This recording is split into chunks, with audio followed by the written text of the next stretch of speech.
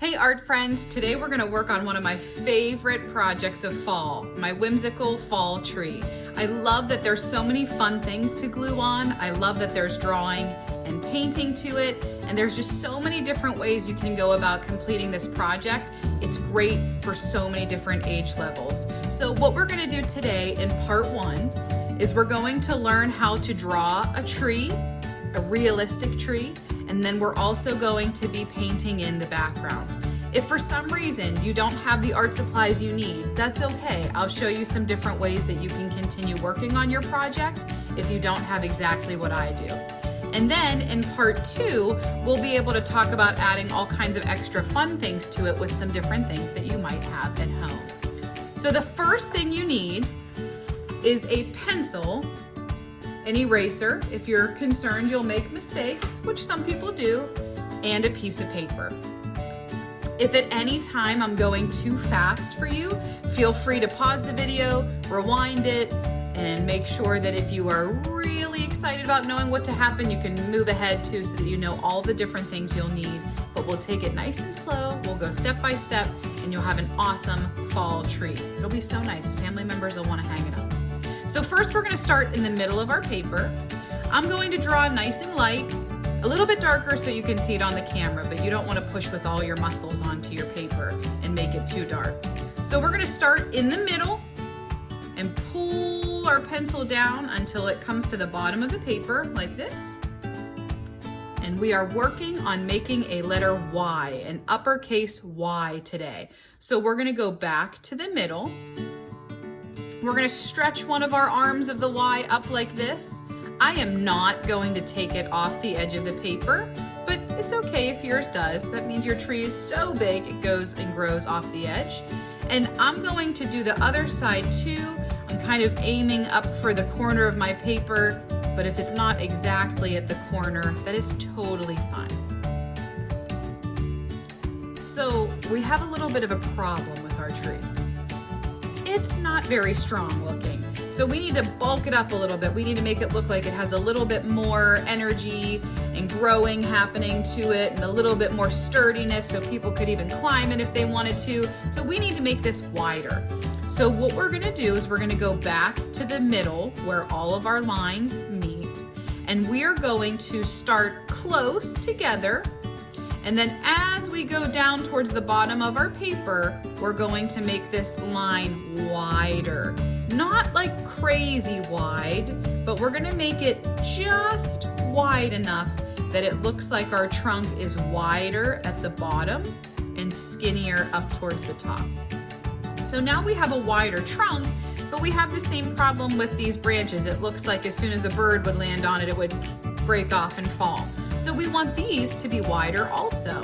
So we're gonna start up here and we're gonna keep our line really close, and then we're gonna make this line wider and wider and wider until it connects to the trunk.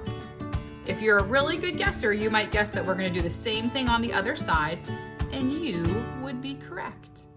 I'm gonna make this skinnier and then wider and wider and wider and wider. If you have an eraser, you could erase some of these lines that kind of overlap each other, but you don't have to because you are going to be coloring this in. So one thing you might have noticed about my whimsical tree is that it's not the right color of a tree. Trees are brown or they can be greens, and sometimes in fall we have those beautiful colors that can even be like red, orange, yellows, or sometimes even purpley for our leaves. But we don't normally see trees that are blue or trees that are red. So that's what makes it whimsical. Whimsical means that there's still some of it that looks real, but then there's an element of kind of fun and silliness also. So we can look at this picture and we can tell that this is a tree with leaves on it, but it's not really a brown tree with real leaves. It's a blue tree with fun kind of buttons on it, but we can still look at it and tell it's a tree. So the whimsical part is that we're using fun colors and fun items, but we're still drawing it very realistic so people know what it is that we're looking at. So this is where our art supplies can start to be different. I am going to use something called an oil pastel. This is my container of oil pastels.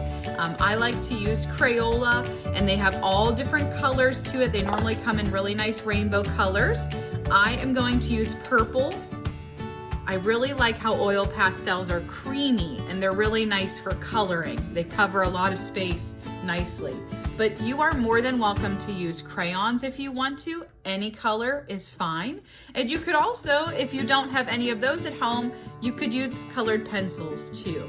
So whatever art supply you want to use to color in your project, you can. If you are going to paint the background in, this is paint. If you have paint at home and you'd like to paint in your background, I would use crayon or oil pastel for in here, and we'll talk about why in a little bit. So I'm going to take my oil pastel and I'm going to very carefully start at the top, and I'm going to color this in. I'm going to push hard enough that I get all of the white spots out of my paper. So what I mean when I say that is that when I'm coloring, I don't want it to look like this, where I can still see my paper through it. I want to make it a little bit more saturated with color. I want it to be a little bit more like intense. Like I want to be able to look at it and see like it has lots of purple color to it. Here it's kind of fuzzy and it doesn't look quite as bright purple because you can see all the white through it.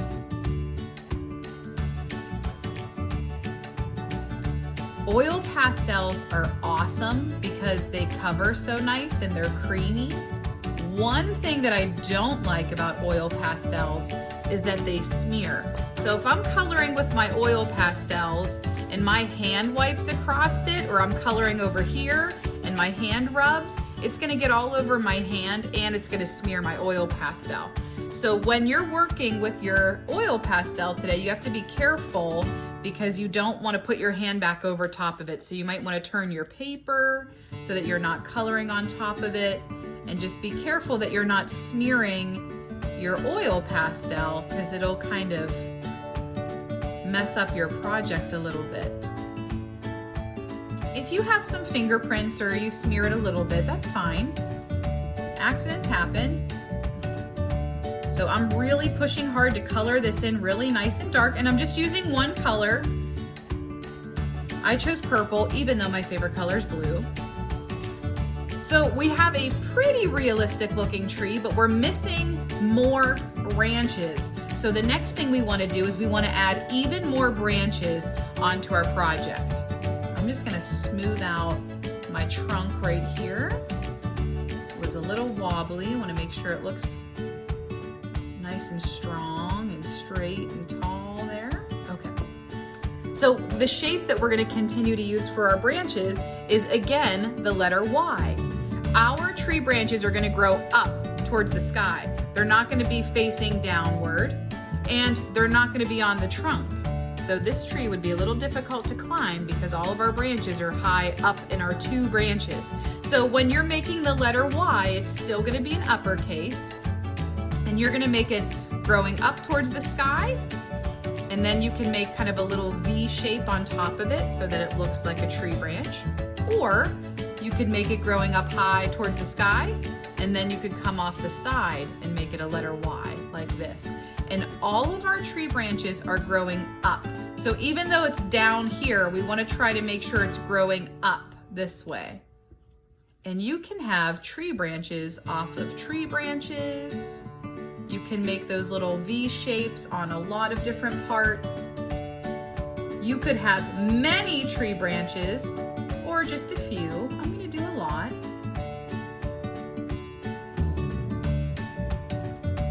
Might as well. And I'm going to do some tree branches off of tree branches because I want to be able to glue a lot of really fun stuff on.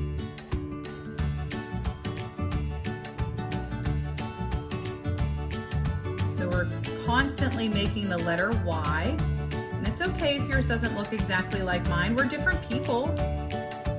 You're just trying the best you can, trying to learn some different letters and how to create those different lines and shapes. And that takes us to our nice realistic drawing of our tree. And you can use this over and over and over again. You don't just need to use this tree for our project. You can remember how to draw this tree, and you can do it over and over again in different things that you draw as you keep working on different art projects. So now that we're done with our tree, this is where things can start to get different again. I'm going to paint my background in. I'm going to use watercolor paint for that. So some of you might have something that looks like this, and it has a container of watercolor paints that are rainbow colors. I always put tape over my brown and my black for some younger art students, because today we're not using brown and black, so that'll help to remember that we're not supposed to use those colors. I love brown and black, but I just want to keep this picture really bright and colorful. So you might have watercolors that look like this, or this is even more of like a older grown-up version of watercolor paints. It just has more colors to it, which is great. This one's running a little bit low. He's almost empty, but that's okay. I can still get some color out of him. So I am going to paint the background. If you do not have paint at home, that is okay. You don't have to paint the background. If you colored your tree with crayon, then you can color your background with crayon. If you made your tree with colored pencil, you can color it with colored pencil. If you loved using the oil pastels, you could still use those oil pastels for the background, but I'm going to paint it in. Whatever, you could even choose to leave the background empty if you want to, and you could be done for today on your project. You could have left your tree in pencil if you didn't have any of the supplies I talked about to color with. You could also have left this with just pencil, and you could color this in with pencil too. So if yours doesn't look exactly like this, please don't feel upset that you weren't able to follow along. There's still other things you can do to create a really nice project. So hopefully you have a really sweet drawing of your tree that you love. And there's different ways to paint in your background. I did stripes across it. You could use many different colors. I kind of did a pattern for this one and did like some of the same colors. Or this example was done by my 4-year-old. You know, she did like grass at the bottom, some blue sky, and then she just added in some other fun colors that she thought was really nice. So you could definitely do it in long stripes, or you could do areas of color. You could do it all one color. You really can't do it wrong because it's your piece of art and it's going to be awesome. So let's get started on painting it. So I'm using a watercolor brush. That just means it's really fluffy and it's kind of big. And it's called watercolor paint because you have to have water to use it, because you can't use it if it's just like this. It's hard. And you have to have water on it to get it here to be able to work on it. So what I'm going to do is I'm going to start with orange. Start with orange today. And I'm going to get my paintbrush wet. And I'm going to put this wet paintbrush with lots of water into my paint. And I'm going to make a puddle because this is actually the paint. Yes, this is your paint, this hard piece, but you're not painting with that.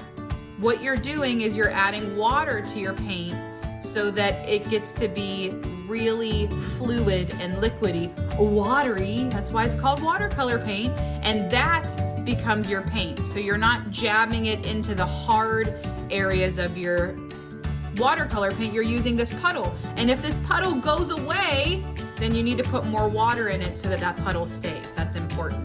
So I'm going to paint, instead of lines across it like the other ones I did, I'm gonna do just some patches of color. And I want this to be really watery, super liquidy. If it looks like this, and it's really dry and scratchy, and my paintbrush looks like this, like he's having a really bad hair day, that is not good. Your brush is so dry and thirsty, it needs a drink. So you're gonna put it into your water cup.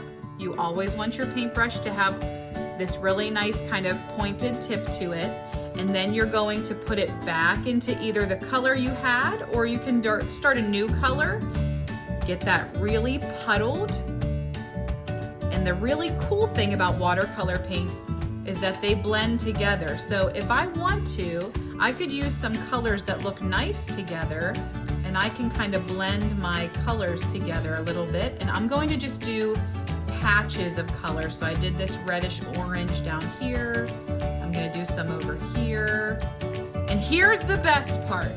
This is why I used oil pastel and watercolor, because the two of them do not get along. The oil pastel is already on your paper, and your watercolor paint is like, hey, can I go there?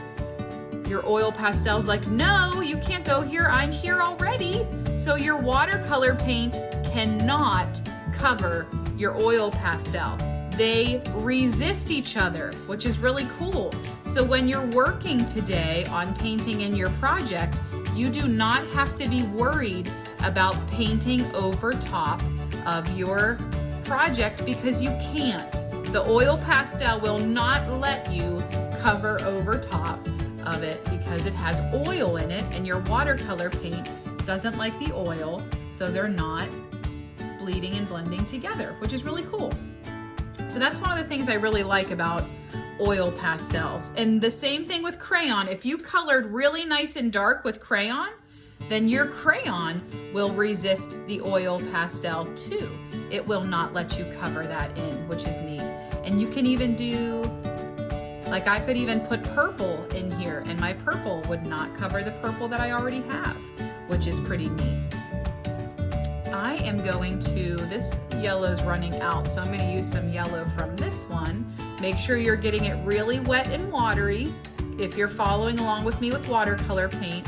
If you're not and you're just coloring it in, that's fine, but you at least learned something really cool about some art supplies.